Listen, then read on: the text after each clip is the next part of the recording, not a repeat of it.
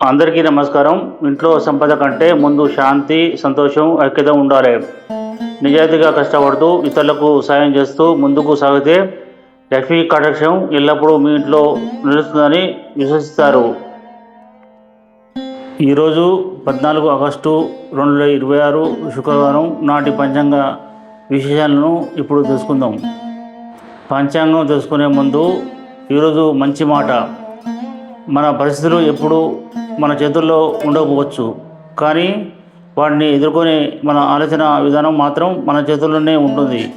ప్రతిరోజు ఒక మంచి ఆలోచనతో మొదలు పెడితే జీవితం కూడా క్రమంగా మంచి మార్గంలోకి మారుతుంది. ఈరోజు శ్రీ పరాభవ నామ సంవత్సరం శ్రావణ మాసం శుక్లపక్షం శుక్రవారం కావడంతో లక్ష్మీదేవి ఆరాధనకు ఈ రోజును భక్తులు ప్రత్యేకంగా భావిస్తారు. ఈరోజు తిథి ఏమిటో చూద్దాం. ఆగస్టు 14వ తేదీన సాయంత్రం 6:46 వరకు శుక్లపక్ష విద్య ఉంటుంది. ఆ తర్వాత శుక్లపక్ష తదియ ప్రారంభమవుతుంది. అంటే ముఖ్యమైన పనులు లేదా పూజా కార్యక్రమాలు చేసుకునే వారు తిథి మారే సమయాన్ని కూడా గమనించుకోవచ్చు.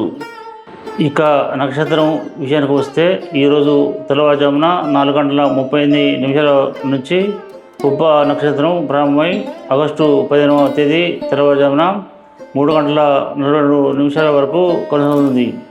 ఆ తర్వాత ఉత్తర ఫల్గుని నక్షత్రం ప్రారంభమవుతుంది.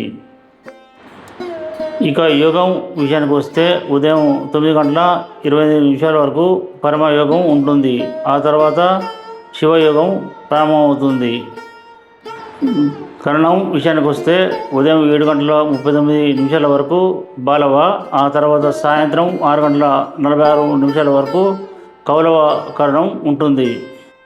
ఇప్పుడు ఈరోజు ముఖ్యమైన సమయాలను తెలుసుకుందాం. సూర్యోదయం ఉదయం 5:51 సూర్య సమయం సాయంత్రం 6:33 జరుగుతుంది. ఈరోజు శుభ సమయాలు తెలుసుకోండి. అభిజిత్ ముహూర్తం ఉదయం 11:47 నుంచి మధ్యాహ్నం 12:37 వరకు ఉంటుంది.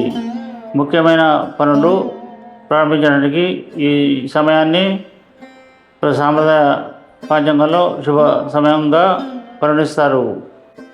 అమృతకాలం రాత్రి 9:33 నుంచి 11:05 వరకు ఉంటుంది. ఇప్పుడు తప్పక గుర్తుంచుకోవాల్సిన అశుభ సమయాలు. ఈరోజు శుక్రవారం కాబట్టి రావుకాలం ఉదయం 10:37 నుంచి మధ్యాహ్నం 12:12 వరకు ఉంటుంది. ఈ సమయంలో కొత్త పనులు ప్రారంభించకుండా ఉండటం మంచిది. గుళిక కాలం ఉదయం 7:26 నుంచి 9:02 వరకు ఉంటుంది. యమగండం మధ్యాహ్నం 3:22 నుంచి సాయంత్రం 4:58 వరకు ఉంటుంది. దుర్ముహూర్తం ఉదయం 8:23 నుంచి 9:14 వరకు, అలాగే మధ్యాహ్నం 12:37 నుంచి 1:20 వరకు ఉంటుంది. వర్జ్యం మధ్యాహ్నం 12:19 నుంచి 1:52 వరకు ఉంటుంది. ఈరోజు ప్రత్యేకంగా చంద్ర దర్శనం కూడా పంచాంగంలో సూచించబడింది. శుక్రవారం కావడంతో లక్ష్మీదేవిని భక్తి శ్రద్ధలతో పూజించడం, ఇంట్లో దీపారాధన చేయడం, సాధ్యమైనంత వరకు దానం చేయడం వంటి ఆధ్యాత్మిక కార్యక్రమాలను భక్తులు సంప్రదాయంగా ఆచరిస్తారు.